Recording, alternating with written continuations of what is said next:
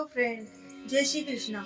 आप सबका मेरे चैनल पर हार्दिक स्वागत है। आज मैं आपको धरती माता की कहानी सुनाऊंगी। एक माँ थी, उसके एक बेटी और एक बेटा, दोनों छोटे छोटे थे।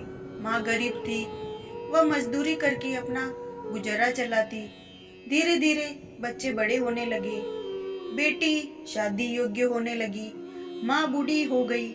माँ ने बेटे से कहा, बेटा तेरी बहन बड़ी हो गई है, अंत तुम्हारे जैसा घर वर देखकर उसकी शादी करना। ऐसा कहकर माँ तो कुछ दिनों में मर गई। भाई गांव गांव घूमा, लेकिन बहन के योग्य कोई वर नहीं मिला। वहां घूम घूम कर थक गया। बैठे बैठे उसने सोचा कि मैं ही इसे शादी कर लूं। ऐसा सोचकर वो चुंदड़ी और सामान लाया। बहन ने कहा, यह सब सामान क्यों लाया है भाई? भाई बोला, तेरी शादी है। मोहल्ले वाले ने बहन से कहा कि तुम्हारा भाई तुमसे शादी कर रहा है। बहन ने भाई से पूछा, मेरी शादी किससे कर रहे हो? भाई कुछ नहीं बोला तो बहन समझ गई। उसने एक लोटा लिया, चुंदड़ी ली और चप्पल पहन जंगल की तरफ रवाना हुई। गाय के ग्वालों ने पूछा, वन में क्यों जा रही हो? वह कुछ नहीं बोली। वन में जाकर धरती माँ को पुकारने लगी। बोली, हे माँ, तू ही मेरी लाज रखना, नहीं तो अन्याय हो जाएगा। मैं क्या करूं?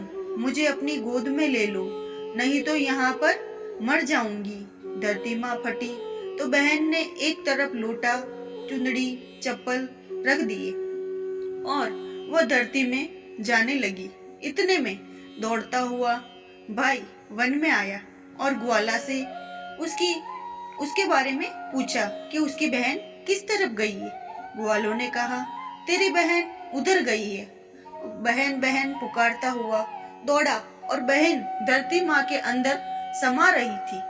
थोड़े बाल बाहर दिख रहे थे। उसने बहन के बाल मुट्ठी में पकड़े और रोने लगा। बहन, तू सत के लिए धरती माँ की गोद में समा गई। मेरी बुद्धि भ्रष्ट हो गई थी। माँ का वचन निभाने के लिए मेरे जैसा कोई वर नहीं मिला, इसीलिए ऐसा विचार आया। पर धरती माँ ने सत्य के लिए बेटी को अपने में समा लिया। जो बाहर थे वो दोब हो गए।